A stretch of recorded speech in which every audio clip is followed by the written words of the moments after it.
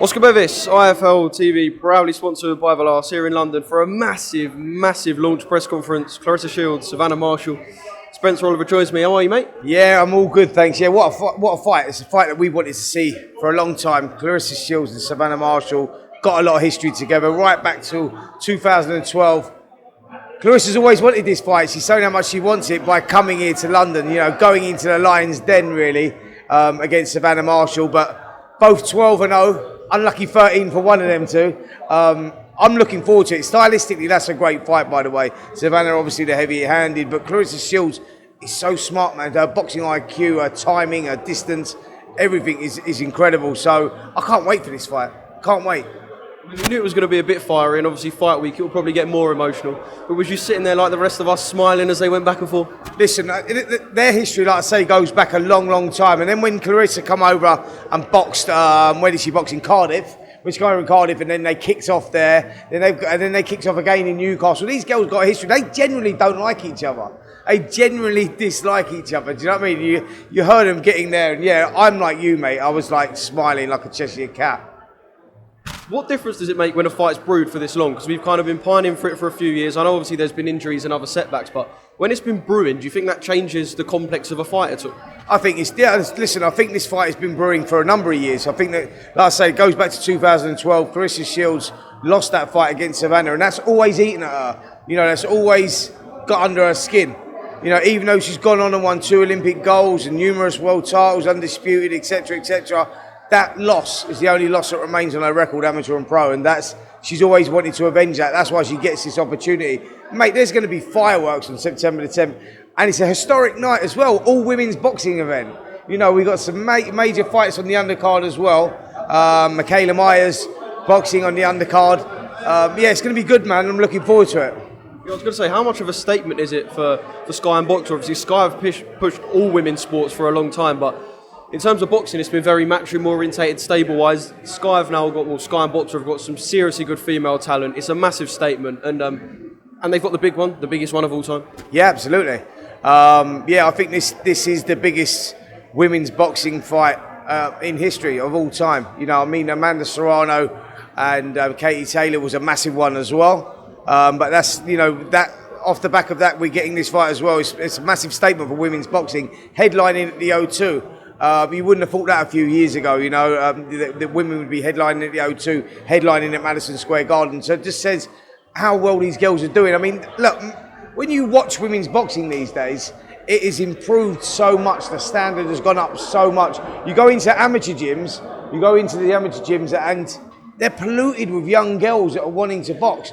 It's a growing sport, man. And women's boxing at the moment is really at the forefront. I'm loving it at the moment, if I'm honest. See, I don't want to compare fights, like you said, about Taylor and Serrano, but do you kind of agree with Peter Fury in the fact that because it's the middleweights, the heavyweights of the female division, if you will, that's what makes this just that little bit more glamorous? Someone's going to get hurt, aren't they? And I think it's the history of these two as well. Amanda Serrano and Katie Taylor are two of the best pound-for-pound women boxers in the world, but there was no real needle between the two. It was really all about seeing who was the best women boxer in the world and who was the second best or whatever. But with these two, who are equally as good, there's a lot of history here and there's a lot of needle between the two. That makes it more exciting. These two generally dislike each other. So it's this bigger fight in many ways, really. It's like, but I think you're going to hear more about this fight because of the needle between the two. Mate, I cannot wait. And talking of big statements, Liam Smith, what a signing, by the way. Probably one of the most top 10, top 15 well-known boxers in Britain. And he will fight on Sky Sports. And do all roads lead to Chris Eubank? Of course they do. Of course they do. I think he has one fight. I think you will probably see Liam out in September. They're talking about September the 3rd. So we'll probably see him September the 3rd. And then I reckon you'll see that fight against Chris Eubank Jr. We'll see it this year. I think maybe December time, something like that. But that will happen. I think that was a great signing for Boxer and Sky Sports Boxing to get Liam on board because he is a world-class fighter. And it makes sense, doesn't it? Him and Eubank Jr. is a great fight to see, like a great domestic clash. I know you're not the man at the negotiating table, but I know that you'll know a lot more than most. Johnny said to me the other day, get used to this. So obviously, like I said, I don't know what you can tell us, and you probably ain't going to give much away, but it just seems like there's a lot more to come when he says get used to signings like Liam Smith. Absolutely. Boxer is a growing stable, and it is growing rapidly, mate. Like wildfire, it's spreading.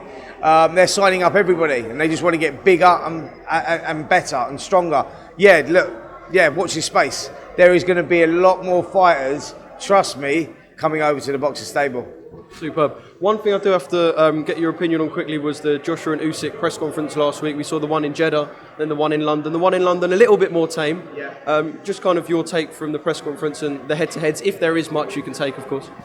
I think that Joshua just knows what he's got to do. He's got to find that rawness that once took him to the world heavyweight title. I think he understands that he messed up last time. Tactically, he got it wrong. Tried to outbox the boxer. It was never going to work. But I think he knows now what he's got to do. He's got to right the wrongs. He knows what he's got to do. Whether he can implement that is a different story, because it's got to be a lot of pressure, but it's got to be educated pressure, because if he's made to miss, he'll be made to pay. So he's got a lot to work on, Joshua. He's got a mountain to climb, really, because of the way the last fight went.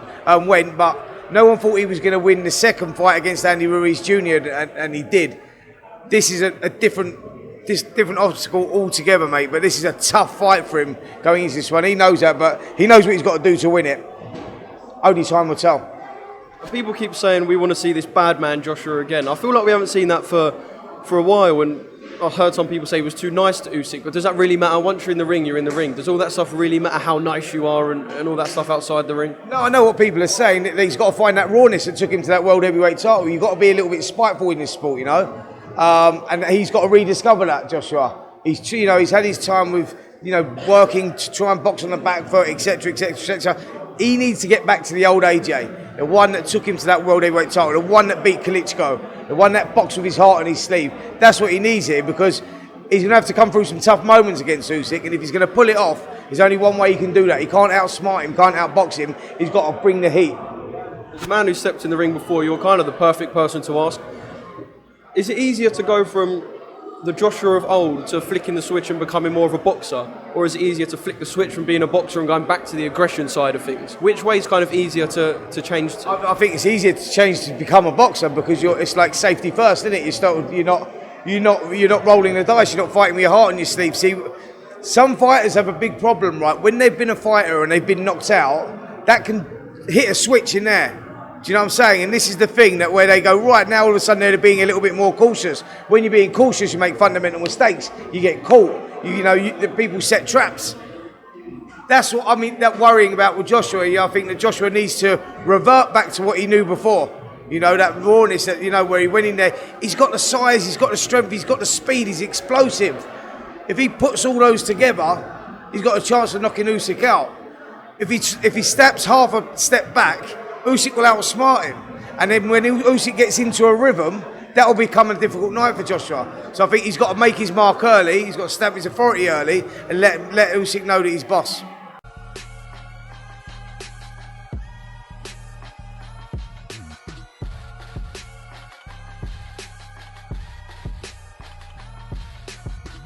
Download the Everlast Fitness app and find your greatness within.